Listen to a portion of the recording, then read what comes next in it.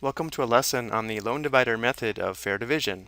In this lesson, we will define the loan divider method and also apply the loan divider method.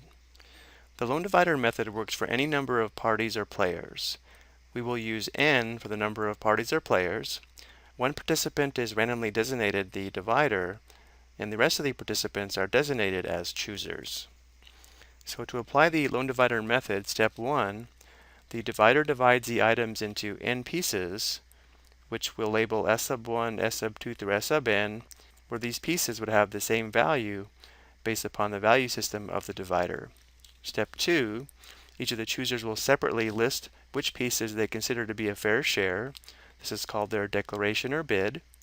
Step 3, the lists are examined, and there are two possibilities. A, if it is possible to give each party a piece they declared, then do so, and the divider gets the remaining piece.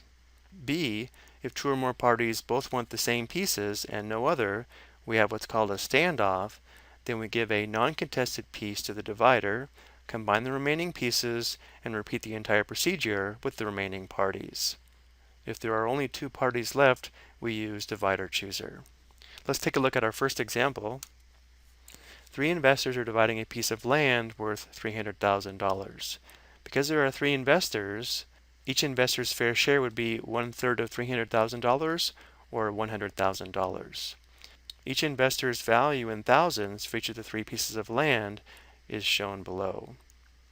Even though it is labeled, we should recognize that Linda is the divider, because notice how for Linda, based upon how she divided the land, all three pieces are worth the same at $100,000. Now for the declarations, we'll determine which pieces Juan and Martin feel would be a fair share, meaning worth $100,000 or more. So for Juan, notice how he would declare or bid piece 2 and piece 3, and Martin would only declare piece 3.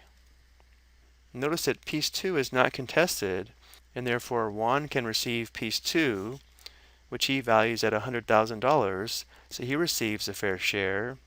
Therefore, Martin can receive piece 3, which he values at $150,000, so he receives a fair share, leaving piece 1 for Linda, which we can see here, she would also receive her fair share. So once again, Juan receives piece 2, Martin receives piece 3, and Linda receives piece 1. Everyone receives a fair share. Let's take a look at another example. Here, Samantha, Kelly, Catherine, and Renee are dividing a piece of land using the loan divider method. The values for the four pieces of land in the eyes of each player are shown below. Notice here the value is given as a percentage of 100%.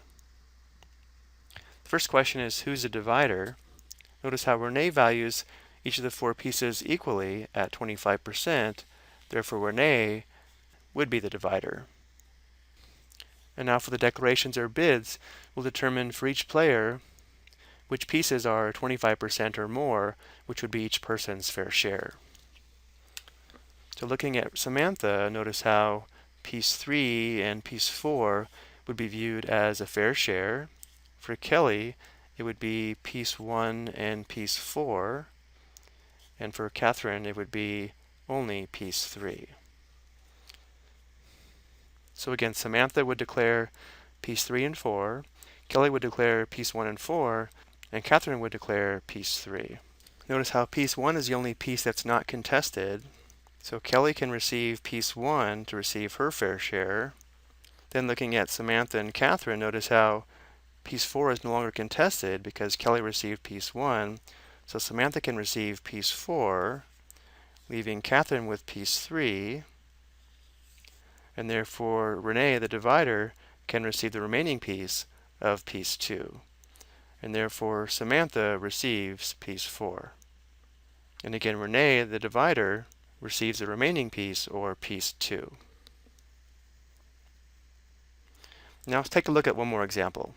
Again, three investors are dividing a piece of land worth $300,000. So if this is the piece of land, let's call this piece piece 1. Let's call this piece piece 2, and we'll call this piece piece 3. Each investor's value in thousands for each of the three pieces of land is shown here below.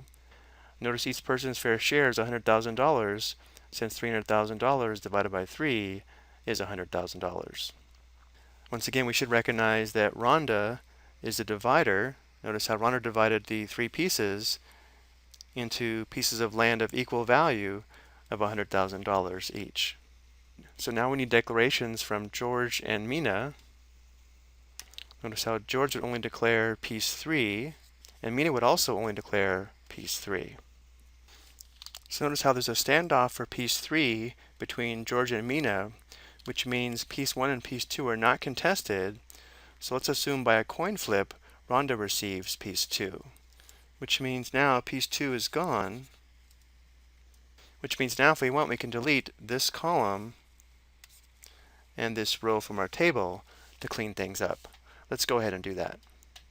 Now that piece 2 is gone and Linda's out, notice how there's 2 players, which means now piece 1 and piece 2 are combined, and we apply the divider chooser method using George and Mina. Let's assume George is a divider. He combines piece 1 and piece 3 and divides it into 2 pieces he views as equal in value. So let's say George divides piece 1 and piece 3 as we see here. Notice how we changed the size of piece 1 and piece 3. He made piece 1 larger and piece 3 smaller. If we go back to the previous slide, notice how the original division was here. And since George was a divider, now Mina gets to select either piece 1 or piece 3 based upon her value system. So once Mina selects piece 1 or piece 3, George receives whatever piece is left. And that's how the lone divider method works. Now if there is a standoff with more than 2 parties, which we did not see here, the divider randomly receives one of the non-contested pieces, and then the remaining pieces are combined and the lone divider method is applied again. This process continues until there is a standoff with only 2 parties, and as we saw in the last example, the divider chooser method is used. I hope you found this helpful.